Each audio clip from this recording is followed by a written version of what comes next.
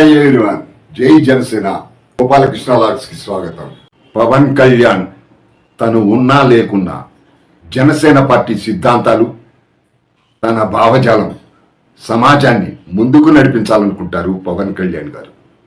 చేతిలో జనసేన జెండా, మెడలో జనసేన కండువా వేసుకున్న ప్రతి ఒక్కరూ ఒక్కో పవన్ కళ్యాణ్ కావాలన్నది పవన్ కళ్యాణ్ గారి అభిమతం.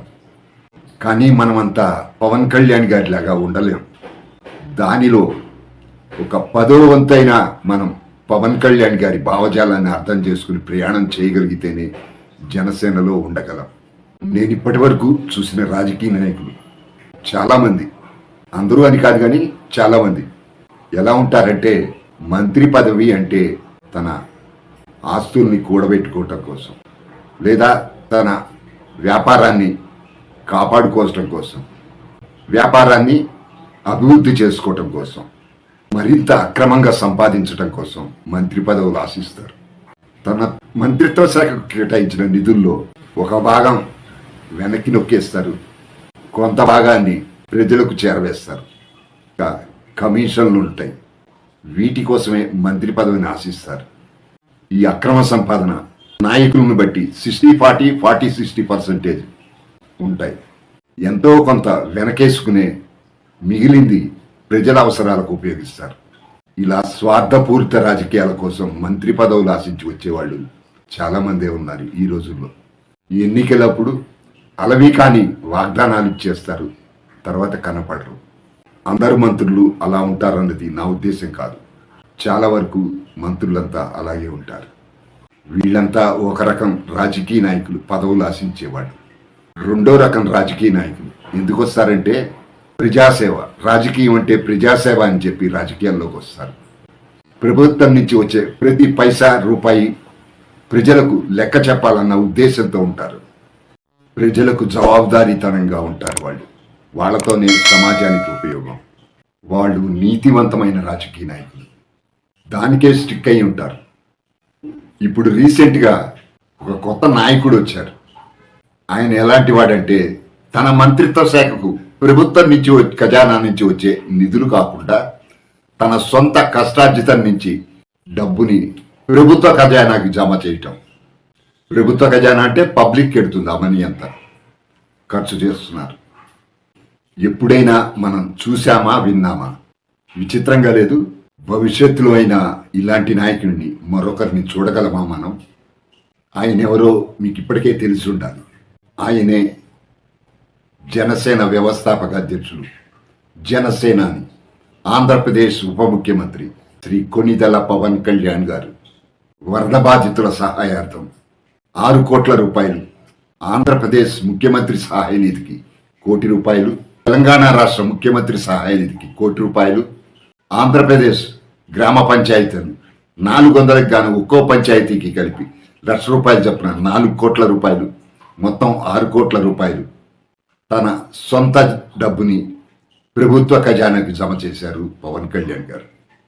పవన్ కళ్యాణ్ గారు ఉప ముఖ్యమంత్రిగా 6 మంత్రిత్వ శాఖలు నిర్వహిస్తున్న రోజు నుంచి చూస్తుంటే ఆయనలో ఒక అద్భుతమైన పరిపాలనా దక్షత ఉన్నది అని స్పష్టంగా చెప్పచ్చు. పవన్ కళ్యాణ్ గారు తను సినిమాల్లో నటిస్తున్న రోజుల్లో నుంచే సామాజిక బాధ్యతతో ఉండేవారు. తన ముందు ఎవరికి కష్టం వచ్చినా తన కన్నీరు తుడిచేవారు. ఎన్నో గుప్తదానాలు చేశారు. సమాజంలో మార్పు తీసుకురావాలన్న ఉద్దేశంతోనే పెట్టిన పార్టీ జనసేన పార్టీ. అది ఆయన యాంబిషన్. డబ్బు, అవినీతిమయమైన రాజకీయాలను చూసి విసుగు చెంది వ్యవస్థలో మార్పు తీసుకురావాలన్నది. పవన్ కళ్యాణ్ గారు ప్రజలను ఉద్దేశించి ప్రసంగించిన అనేక సందర్భాల్లో రాష్ట్రం యొక్క స్థితిగతులను మార్చడానికి తన వంతు ప్రయత్నం ఎప్పుడూ చేస్తూనే ఉంటాను అంటూ ఉండేవారు. సమాజంలో ఒక బలమైన మార్పు తీసుకురావాలన్నది పవన్ కళ్యాణ్ గారి కోరిక. అందుకే అనేక మార్లు నన్ను నమ్మండి, నన్ను నమ్మండి అంటూ ఉండేవారు. ఒక గొప్ప ప్రయత్నమే చేసుకుంటూ వస్తున్నారు పవన్ కళ్యాణ్ గారు.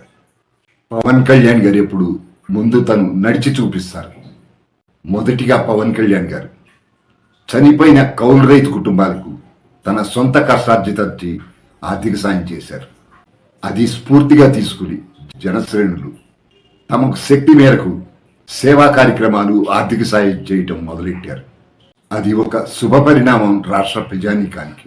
ఇక ఉప ముఖ్యమంత్రిగా బాధ్యతలు స్వీకరించిన తర్వాత అనుకోని ఉపద్రవం, విజయవాడ వరద బాధితులను ఆదుకోవాలంటే మొత్తం ప్రభుత్వం మీదే ఆధారపడకుండా మనం కూడా ఆర్థిక సాయం చేసి ప్రభుత్వానికి అండగా నిలబడితే బాగుంటుంది అనే ఒక గొప్ప ఆలోచన చేసి ఇంప్లిమెంట్ చేసిన ఏకైక ప్రజానాయకుడు ఎవరైనా ఉన్నారు అంటే అది శ్రీ పవన్ కళ్యాణ్ గారే అని నేను స్పష్టంగా చెప్పగలను. ప్రభుత్వానికి భారం తగ్గించడం గొప్ప ఆలోచనే కదా. మన గ్రామాలని మనమే అభివృద్ధి చేసుకోవచ్చు కదా ప్రభుత్వంతో పాటు అనే ఒక గొప్ప ఆలోచన చేశారు. ఇది ఒక ఇన్స్పైరింగ్ మెసేజ్ పవన్ కళ్యాణ్ గారు ఇచ్చారు. మనం కూడా మన కష్టార్జితం నుంచి కొంత అమౌంట్ని సమాజం కోసం, కష్టాల్లో ఉన్న వాళ్ళ కోసం విరాళంగా ఇవ్వవచ్చు, మన గ్రామాల్ని మనమే అభివృద్ధి చేసుకోవచ్చు అనే ఆలోచన కలుగుతోంది ప్రజల్లో. పవన్ కళ్యాణ్ గారి కష్టాన్ని చూసిన ఒక అభిమాని, రోజు కూలీ చేసుకునే అతను 600 రూపాయలు ముఖ్యమంత్రి సహాయ నిధికి పంపించాడు. అదేమంటే నేను పవన్ కళ్యాణ్ గారి అభిమాని అని చెప్పాడు. అలాగే తూర్పుగోదావరి జిల్లా రామచంద్రాపురం నుంచి ఒక ఎన్ఆర్ఐ అనుకుంటా పవన్ కళ్యాణ్ గారి అభిమాని అని చెప్పి 1,00,000 రూపాయలు పంపించారు పవన్ కళ్యాణ్ గారిని స్ఫూర్తిగా తీసుకుని. ఇలా పవన్ కళ్యాణ్ గారి అభిమానులే కాదు, జనశ్రేణులే కాదు, ఇతరులు ఉద్యోగస్తులు కానీ ఇంకా ఎవరైనా తమ జీతంలోంచి కొంత అమౌంట్ని గ్రామాలను అభివృద్ధి చేసుకోవటానికి కానీ ఏదైనా ముఖ్యమంత్రి సహాయ నిధికి పంపిస్తున్నారు. అలాగే పవన్ కళ్యాణ్ గారి నియోజకవర్గం పిఠాపురంలోని సాఫ్ట్వేర్ ఉద్యోగులంతా కూడా పవన్ కళ్యాణ్ గారి పిలుపు మేరకు ముఖ్యమంత్రి సహాయ నిధికి విరాళాలు పంపించడం మొదలైంది. ఒక్క ఆంధ్రప్రదేశ్లోని అభిమానులే కాదు, తెలంగాణ, పక్క రాష్ట్రాలు, ఇతర దేశాల్లో ఉన్న పవన్ కళ్యాణ్ గారి అభిమానులు, జనశ్రేణులు వారి శక్తి మేరకు ముఖ్యమంత్రి సహాయ నిధికి ఈ స్ఫూర్తితో విరాళాలు పంపుతున్నారు. ఈ మొత్తం చూస్తుంటే సమాజంలో ఉండవలసిన ముఖ్య లక్షణం సేవాగుణం, అది అలవాటు చేస్తున్నారు పవన్ కళ్యాణ్ అనడంలో ఎటువంటి అతిశయోక్తి లేదు. దీనివల్ల సమాజం ఏమవుతుందంటే తమ సొంత కష్టార్జితాన్ని తమ అవసరాలకు అవసరమైన మేరకు ఉంచుకుని మిగిలిన దాంట్లో కొంత భాగాన్ని సమాజంలోని పేదలకు, ఇలాంటి బాధితులకు ఆర్థిక సాయం చేస్తే ఆ సమాజం అభివృద్ధి చెందుతుంది. కష్టపడిన వాడు, ఇట్లా దానగుణం ఉన్నవారికి అవినీతి చెయ్యరు, అవినీతిని సహించరు. ఒక మంచి సమాజాన్ని భవిష్యత్తులో చూడొచ్చు మనం. ఉప ముఖ్యమంత్రి శ్రీ పవన్ కళ్యాణ్ గారు ఇచ్చిన పిలుపు మేరకు, ఆయన స్ఫూర్తితో వరద బాధితులకు అండగా మేము ఉన్నామని సమాజంలో ఒక భాగమైన పంచాయతీరాజ్ స్థానిక సంస్థల ప్రతినిధులు తమ 1 నెల జీతాన్ని విరాళంగా, అలాగే 1,60,000 మంది ఉన్న పంచాయతీరాజ్ సచివాలయ ఉద్యోగులు తమ 1 నెల జీతాన్ని 14 కోట్ల రూపాయలను, 60,000 మంది పంచాయతీరాజ్ ఇంజనీరింగ్ ఉద్యోగులు తమ 1 నెల జీతాన్ని 75 లక్షలు, అలాగే గ్రామీణ నీటి సరఫరా ఉద్యోగులు తమ 1 నెల జీతాన్ని 10 లక్షలు ముఖ్యమంత్రి సహాయ నిధికి ఇస్తున్నా. మొత్తంగా ఉప ముఖ్యమంత్రి శ్రీ పవన్ కళ్యాణ్ గారు నిర్వహిస్తున్న పంచాయతీరాజ్ డిపార్ట్మెంటు ఉద్యోగస్తుల నుంచి 14,85,00,000 రూపాయలు విరాళంగా పవన్ కళ్యాణ్ గారిని స్ఫూర్తిగా తీసుకుని అందించడం జరిగింది. వీరంతా సమాజంలో భాగమే కదా. మార్పు మొదలైంది. సమాజం అంటే ఇచ్చిపుచ్చుకోవటమే కదా. ఫ్రెండ్స్, ఇది ఈరోజు టాపిక్. మీకు నచ్చిందని అనుకుంటున్నాను.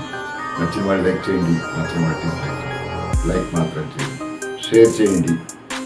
ఈ కంటెంట్ మీద మీ అభిప్రాయాన్ని కామెంట్గా తెలియజేయండి. సబ్స్క్రైబ్ చేసుకుని వారు, కొత్త వారు సబ్స్క్రైబ్ చేసుకోండి. వీడియో చివరి వరకు చూసినందుకు ధన్యవాదాలు. మళ్ళీ మరో వీడియోతో మీ ముందుకు వస్తాను. అప్పటి వరకు టేక్ కేర్. Bye bye. జై జనసేన, జై పవన్ కళ్యాణ్, జై హింద్.